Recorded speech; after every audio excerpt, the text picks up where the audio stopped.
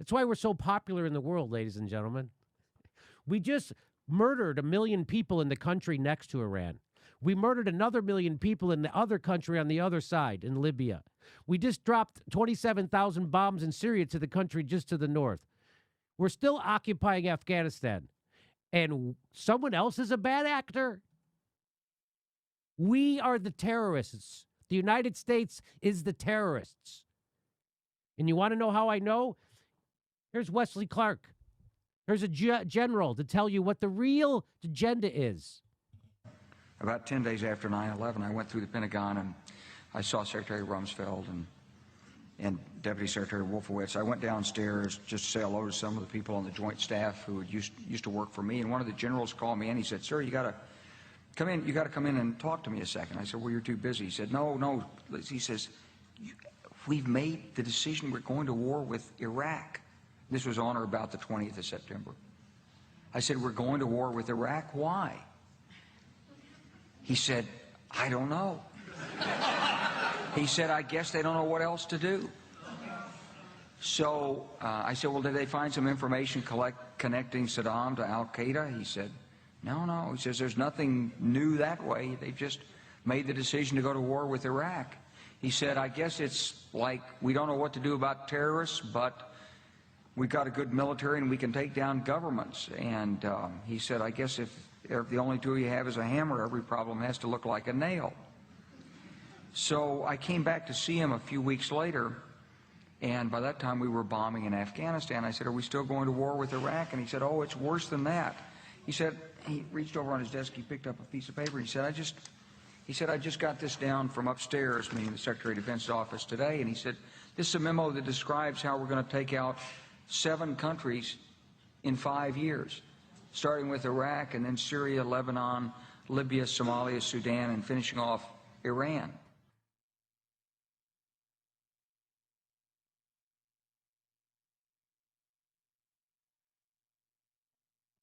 And now you know the rest of the story. Why did we invade Iraq? That's why. Why did we invade Libya? That's why.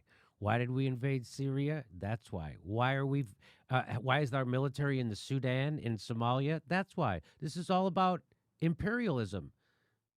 That's why. It's all about oil, natural resources, and corporate profits. That's what this is all about. Murdering people. Murdering people. That's what this is all about. Because we can.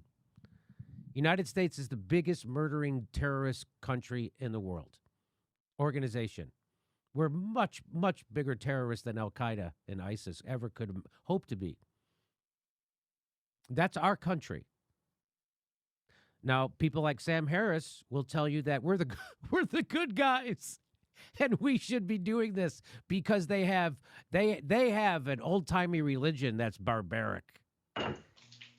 Unlike Sam Harris's religion, and unlike the Christianity I was brought up with, which massacred the Indians, the Native Americans in the United States, did the Crusades.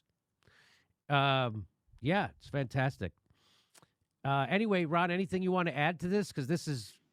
Yeah, I mean, it's amazing that we're just doing that to their media. And, I'll give a shout out to Medea Benjamin because she wrote the book Inside Iran that really breaks down from 1953 to present what we have done to Iran, what the United States has done to Iran over the decades. And you read that book and there's, a lot of the stuff is just, pretty stuff that most people are aware of, but a lot of the stuff, I mean, I personally wasn't even aware of, and you just read that book and every 3 sentences, you're just yelling, why are we so terrible?